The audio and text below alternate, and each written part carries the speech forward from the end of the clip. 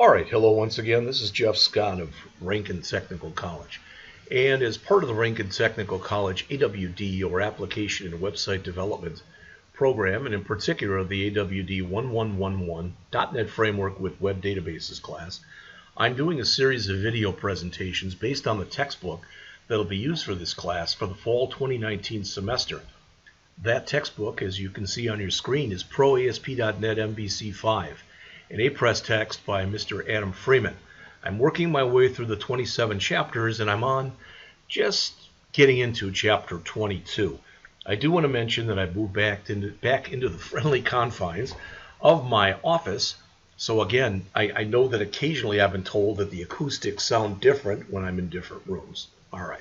So I'm on the bottom of page 626, using whole model templated helpers. The author says, I've been using templated helpers which generate output for a single property, but the MVC framework also defines helpers that operate on the entire objects, a process known as scaffolding. Now, this is not going to be the same scaffolding, I believe, that we talked about earlier. There are scaffolding helpers available as shown in the table on the bottom of page 626. And as I just mentioned, and the author mentions it on the top of the next page here in the tip, this is not the same kind of scaffolding that we've looked at earlier. However, the idea is the same in that when you scaffold, you are starting to create some of the code for the user. So, in listing 22-9 on the middle of page 627, the author says, you can see how I've used the label for model and editor for model methods to help simplify the create person view. So let's grab this, copy it. Let's find our create person view. There's our display. And I'm going to close a couple things here. Layout, person, index, might need the home controller. Notice now it's 40 lines. We've changed it to 13. Now, I always put a little bit of white space in here, but still, it should be under 20 lines, and it is.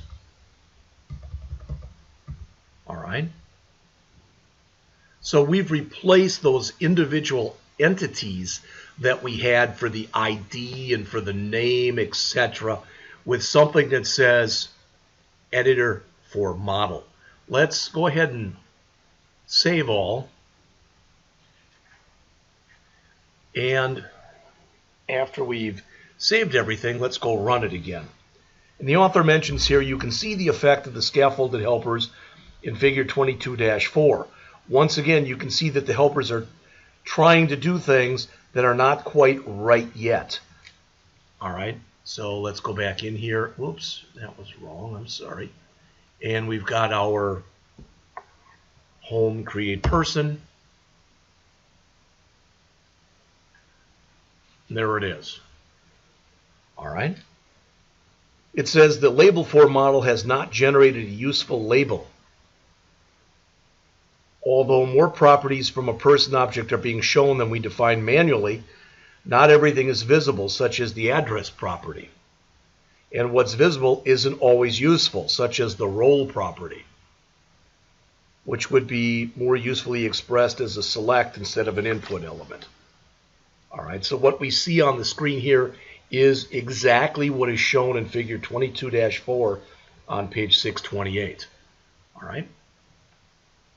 And the author mentions then, part of the problem is that the HTML that the scaffolding helpers generate doesn't correspond to the CSS styles we defined earlier in the /views/shared/_layout.cshtml file.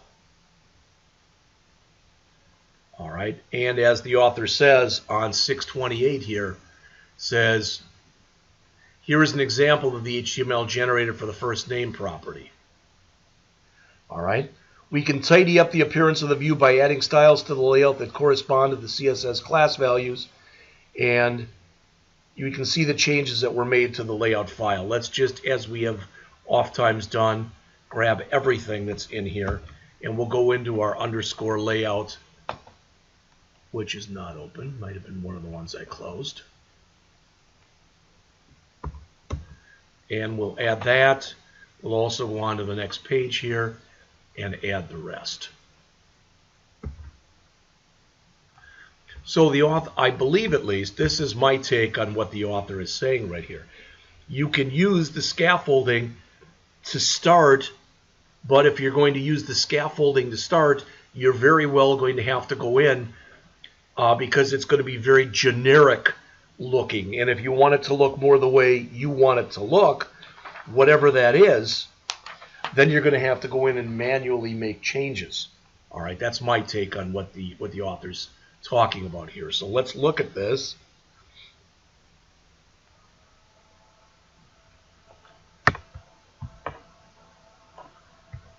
So now it looks much more the way we wanted it to look. All right. So yeah, we had to change around and maybe even add a little bit more. Had to add a little bit more CSS, but our actual C# code in our in our file was reduced. All right.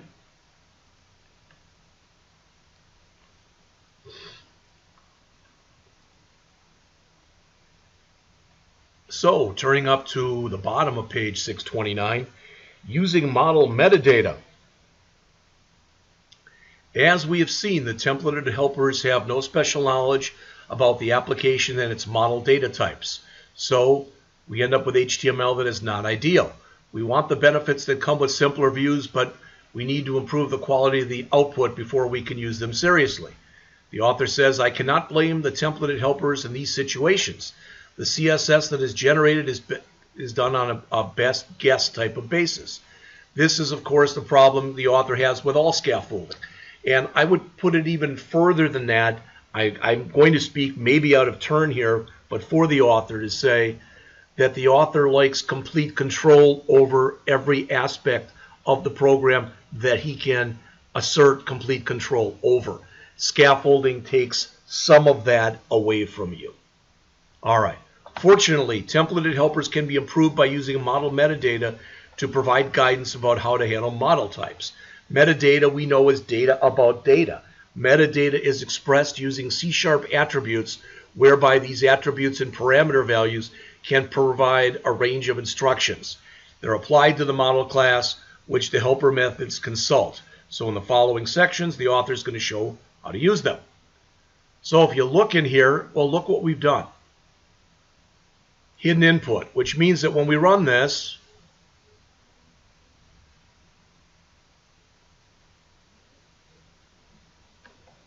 okay, you'll notice it's showing it, but it is hidden. So in other words, it's read-only by doing this. All right. So in the person class, the person ID property is one I do not want anybody to be able to see, or at best not be able to monkey with. All right. So we can use the hidden attribute, which causes it to render it as a hidden field. Well, let's look. So we're just going to we'll grab just the beginning part right here.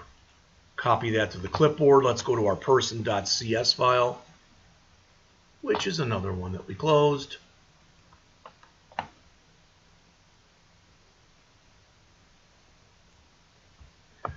And basically what we've added here then is the using system and the hidden input that you see on page 630. All right. So the author says when this attribute has been applied, the helper will render a read-only view of the property, which is the term used to describe a property where an attribute has been applied. So better, I'm not saying ideal, in an ideal world, we probably wouldn't want to show the person ID at all. Why? Because there's really no reason to show it. There's really no reason to equate that. Plus, you can't even look at it that's private information. But the good news is you can look, but you can't touch. All right?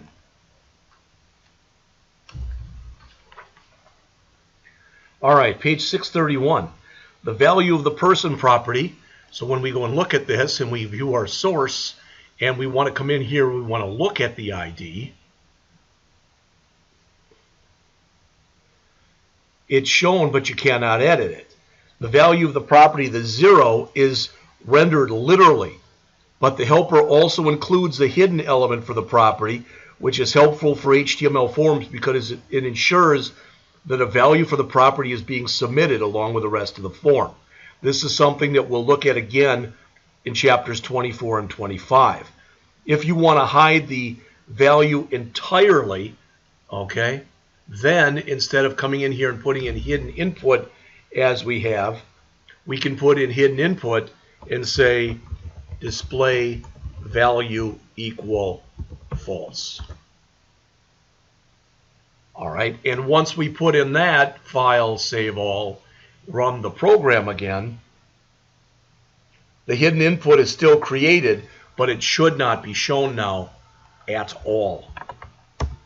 And as you can see, it is gone as shown on the screen and in figure 22-7 on page 631.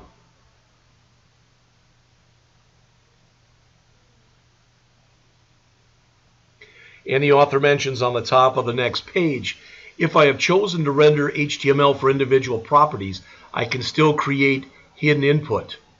All right. And if we wanted to do that, now you can see how it's done here. Okay. Do we still have the person ID? I'm looking right here. I don't even see it. And I'm just going to check in here. So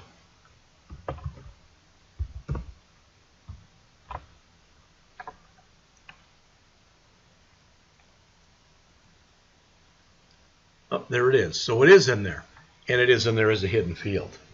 All right, but the author does mention then on near the top of page 632,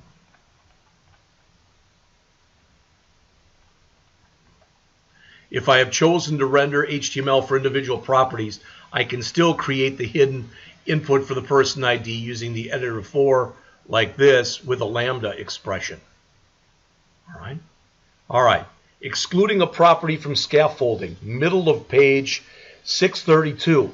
To completely exclude the property from the generated HTML, we can use the scaffold column attribute and give it a value of false.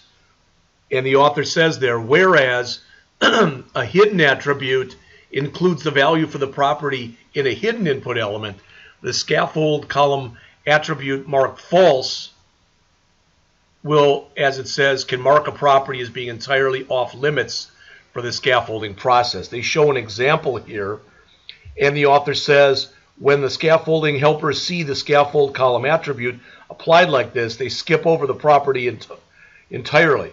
No hidden elements are created, no details of the property are included in the generation of the HTML.